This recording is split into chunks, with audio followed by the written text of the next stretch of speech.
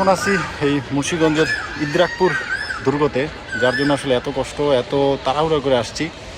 জায়গাটা অতিমাত্রায় সুন্দর, নিচে একটা সুড়ঙ্গের মতো আছে, আপনাদেরকে দেখাবো।